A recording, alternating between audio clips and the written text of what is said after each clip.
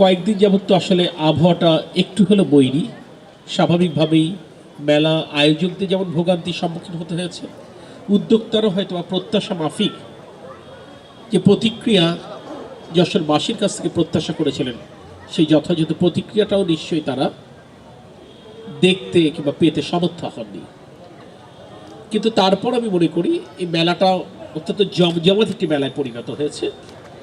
গাছ দেখতে তো আসলে আমাদের সকলের ভালো লাগে, এবং একটি সময় ছিল যখন সারা বছর মধ্যবিত্ত অপেক্ষা করত যে বৃক্ষ মেলায় গাছ কিনবে এবং সেই গাছটি তারা লাগাবে। আমরা ছোটবেলাতেও কিন্তু গাছ লাগানোর ব্যাপারে একটি আগ্রহ ছিল। সন্তানকে ঠিক যেভাবে আমরা যত্ন করে বড় করি কেন বড় করি, একদিকে যেমন সে নিজের পায়ে দাঁড়াবে, অপরদিকে নিজেদের কিংবা পরিবারের জন্য শুধু সম্মান বয়ে আনবে না, একটি অবলম্বনও হতে পারে। আমরা গাছগুলোকে যদি যত্ন করে ঠিক এভাবে বড় করতে পারি, শুধু লাগানো নয়, তাহলে এই গাছও কিন্তু আমাদের জন্য একটি অবলম্বন হতে পারে। আর সেই কারণে মাননীয় প্রধানমন্ত্রী তারেক রহমান আগামী 5 বছরে 25 কোটি গাছের চারা রোপণের উদ্যোগ গ্রহণ করেছেন। এটি একটি সামাজিক আন্দোলনে পরিণত করতে হবে। সরকারি প্রতিষ্ঠানগুলো যার যার মতো করে গাছের চারা তারা সরবরাহ করছে। এমনি আমাদের তো গাছের চারা কিনে রোপণ করবার একটি ইতিহাস রয়ে গেছে। তারপর আমি বলবো যে উদ্যোগটা আমরা নিয়েছি এটি আসলে আগামীর বাংলাদেশের জন্য, আমাদের পরবর্তী প্রজন্মের জন্য একটি নিরাপদ বাংলাদেশ নিশ্চিত করবার জন্য।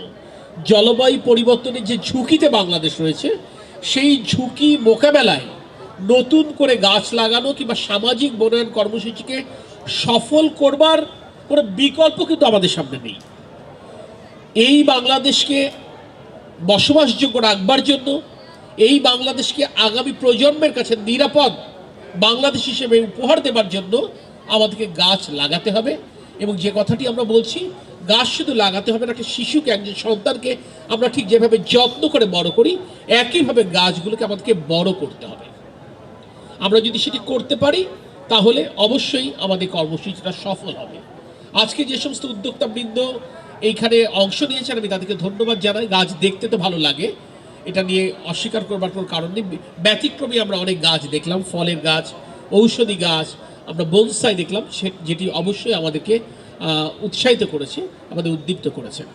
এখানে যখন আমি বিভিন্ন স্টল পরিদর্শন করছি, অধিকাংশ উদ্যোক্তা একটি কথা বলবার চেষ্টা করেছেন, বিরূপ আবহাওয়ার কারণে তারা প্রত্যাশিত তারা বিক্রি করতে পারেননি, তাদের কষ্ট অনেকাংশে পূরণ হয়নি, তাদের এই যেটি তারা পেয়েছেন। আমাদেরকে আছে অনুরোধ করেছিলেন যে আমরা একটু মেলাটা বাড়াতে পারি কিনা। জেলা প্রশাসনের সাথে আমরা কথা বলেছি, যশোর ইনস্টিটিউট কর্তৃপক্ষের সাথে আমরা কথা বলেছি।